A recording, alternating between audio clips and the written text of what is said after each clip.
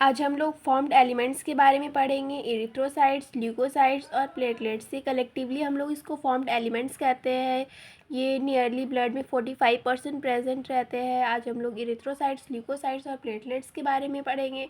तो इरिथ्रोसाइट्स को हम लोग रेड ब्लड सेल्स भी कहते हैं। ये मोस्ट अबेंडेंट होते हैं, विच मीन्स फॉर्म्ड एलिमेंट्स, मतलब कि ब्लड में ये मोस्टली इरिथ्रोसाइट्स प्रेजेंट होते हैं। एक हेल्दी अडल्ट मैन में नियरली मतलब average 5 million to 5.5 millions RBC/mm पर क्यूब ऑफ ब्लड प्रेजेंट रहता है। रेड ब्लड सेल्स जो है ये बोन मैरो में बनते हैं in an adult. RBCs are devoid of nucleus, which means इसमें RBC में न्यूक्लियस प्रेजेंट नहीं रहता है। और RBC का शेप जो होता है वो बाय कॉन्केव होता है।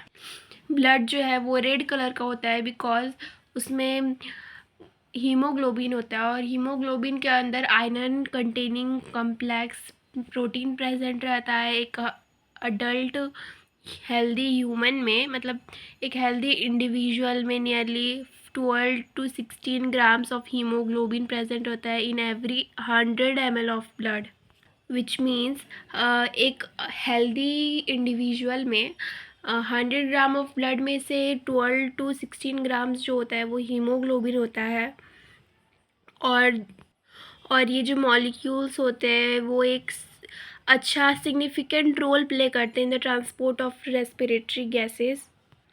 एवरेज जो लाइफ स्पैम होता है RBC का, मतलब रेड ब्लड सेल का जो एवरेज लाइफ स्पैम होता है 120 डेज़ होता है। आफ्टर 120 डेज़ ये जो होता है दोबारा से अच्छे वो ब्लड बन सकता है। इस कारण हम लोग कह सकते हैं 3 महीने बाद हम लोग किसी को अपना ब्लड डोनेट कर सकते हैं, क्योंकि न्यू ब्लड फॉर्म होना स्टार्ट हो जाता है। अब हम लोग ल्यूकोसाइट्स के बारे में पढ़ेंगे, जिसको कि हम लोग वाइट ब्लड सेल्स भी कहते हैं।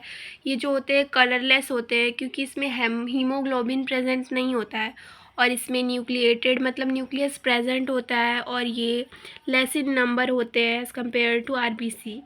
6000 to 8000 पर mm³ of blood.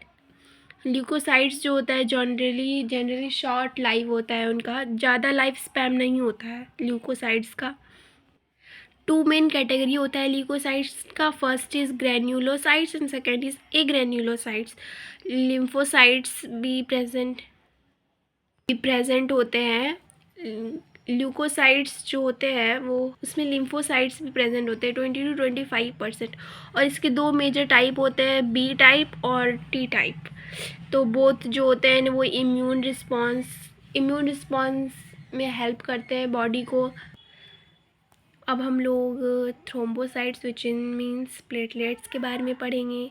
Platelets are cell fragments produced from megakaryocytes special cells in the bone marrow, which means platelets जो है होते हैं वो मेगाकैरियोसाइट्स नाम के सेल फ्रेगमेंट्स से बनते हैं बोन मैरो में।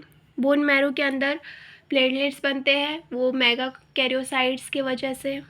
ब्लड में नॉर्मली 1.5 लाख से 3.5 लाख प्लेटलेट्स पर mm³ प्रेजेंट होता है। अगर 40,000 से कम प्लेटलेट्स होगा बॉडी में तो हम लोग कह सकते हैं कि वो आदमी का जान खतरे में है।